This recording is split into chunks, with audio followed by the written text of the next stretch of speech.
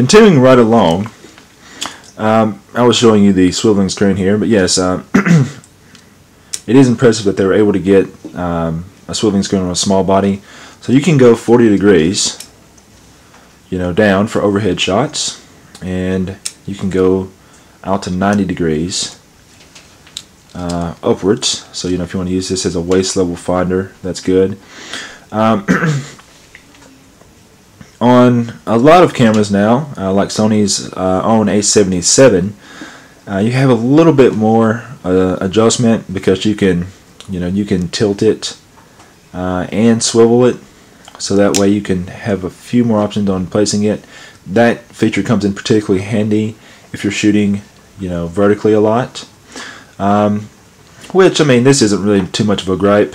I realize there's only so much you can do whenever you have a body of this size, so I realize that a compromise has to be made there. But it's because, I mean, anything, any adjustment at all is better than a fixed screen in my mind. Going on down to the bottom of the camera here, of course, you have your battery compartment, which is of course where your memory card goes. SD card goes in that spot. This uses the same battery as like the Sony A65 and some of the other SLT cameras, which is nice. Always nice to see camera manufacturers trying to keep the batteries somewhat similar and not constantly reinventing new batteries every time a new camera comes out. On our controls here, earlier I kind of showed you how the command dials work. I'll show you some of the other buttons here as well. There is a soft button, soft key right here by your shutter release, which can be used to cycle through many different options. So you'll notice here you press like that, and right now we're of course in our focus mode, so I can actually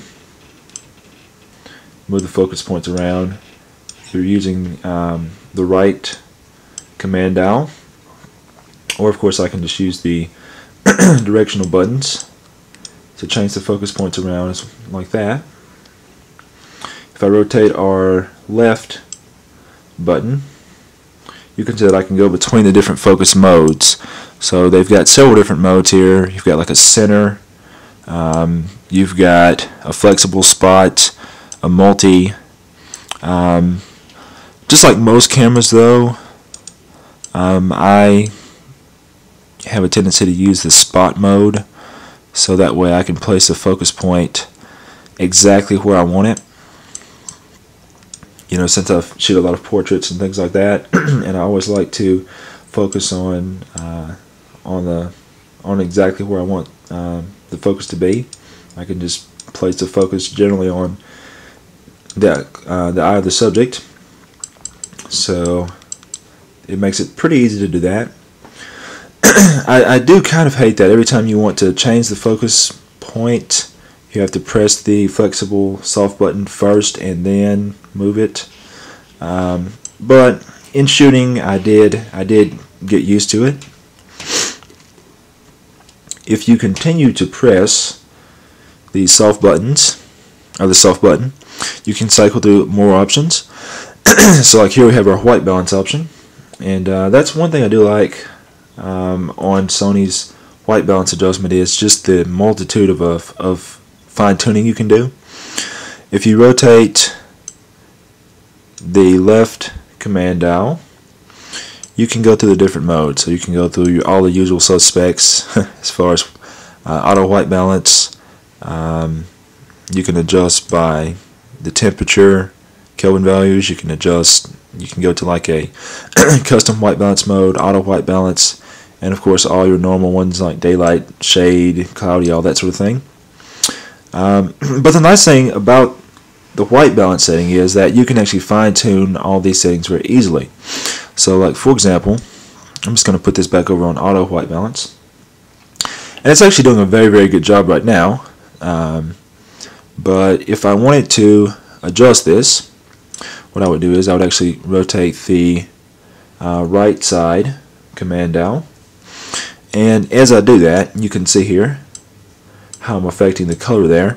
I'm actually, if I rotate towards the left, I'm actually rotating towards blue. If I rotate the dial to the right, I'm rotating towards amber. So you can see how that's affecting the white balance. And you can do the same thing with green and magenta by rotating the rear dial here.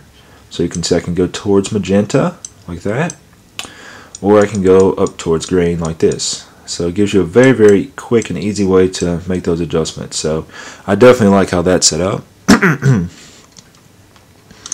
Pressing the soft key again, you can bring up a few other things. This is Sony's dynamic range optimization. You know, it attempts to basically bring up more detail in the shadow parts of the image particularly. So you can kind of see a histogram here. There's an HDR option here as well. I'm going to have to play with this a little bit more. I haven't had a chance to shoot as much with the camera as I'd like so far. Review day came and the weather went from nice and sunny to cloudy and rainy, so anyways. But I will be shooting more, and I'll provide more feedback as I use the camera more. So you can basically see how that works. You have the different options there. Of course, dynamic range optimization off, on, and then the HDR option. So you press this button again, and this takes us to like our creative styles, which is something that pretty much any camera is going to have these days. So you can go through all your usual, black and white, and vivid, and neutral, and that sort of thing. And of course, there's an option to where you can fine-tune all of those custom presets. Yeah, so let's see here, press again, and then we're back to our main shooting menu here. I do like how Sony's overall control layout is. I think they did a pretty respectable job when you consider that this is such a small camera. I mean, obviously, if you're like me and you're used to using, a larger Pro Level DSLR, you're obviously not going to have as many dedicated buttons and controls just because you're dealing with such a small camera. But I think they did a reasonable job. Some of the things I don't like so far, one really big thing that got me disappointed. Remember earlier I was showing you how you adjust the ISO. I'm in full manual right now, so you can see here. If you notice the ISO here, though, it's all in full stops. That's absolutely ridiculous in my opinion. There's no reason why they, I can't think of any reason why they did that. I mean, a lot of the things, like I was talking about swiveling screens and all that, I mean, obviously there's a technical limitation, but I mean, ISO adjustment, it's all software, so I have no idea why they didn't give us third stops. I mean, you market this as a camera that's aimed towards higher end users, and you don't give us third stops on the ISO adjustment. You have to go in full stop. So that's something that really bummed me out.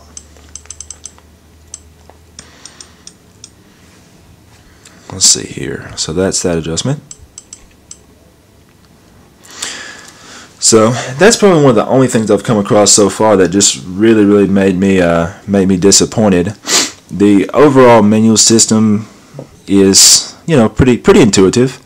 You press the center button right here, and you get this virtual dial that comes up. So you can see I'm in manual right now, but as I rotate the command dial, I can go through all the different modes. Shutter priority, aperture priority, program, full auto. You've got a scene menu here. So you'll notice that, of course, like on a lot of cameras these days, they'll put the more commonly used options directly on the dial. In this case, directly on the virtual dial. So you've got this anti-blur mode, which I'm assuming probably works by raising the ISO to help compensate for blur. And then you've got Sony's excellent sweep panorama, which basically allows you to stitch panoramic images in the camera.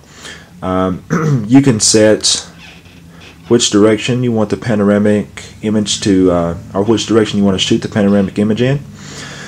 which right now this is set up to go from left to right. And once you set that up, you just press the shutter button once, and the camera will continue to take frames and stitch them all together for you. So very, very nice feature. It also gives you that option in 3D. So basically it takes twice as many frames in this version of the Sweep Panoramic mode. It takes one left eye view, then one right eye view, and so on.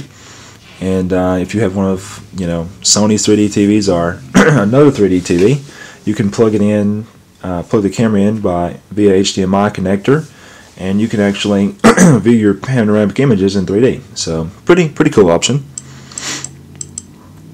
And then if you go to the scene menu here, you actually have even more different scene modes you can select from.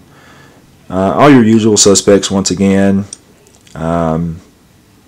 Macro, sports, nighttime portrait, and so on. Pretty much all your usual suspects that you typically find on a camera can be found in that menu. You will notice that you have two soft keys right here, and you can see that this soft key of course corresponds with what's on the screen in that particular spot. So right now this one is acting as a back key, so I can press that and go back to the previous menu. And if I press it once again, well, actually I'm going to put it back in manual. You can press it again and it'll take you back out of the menu system that way.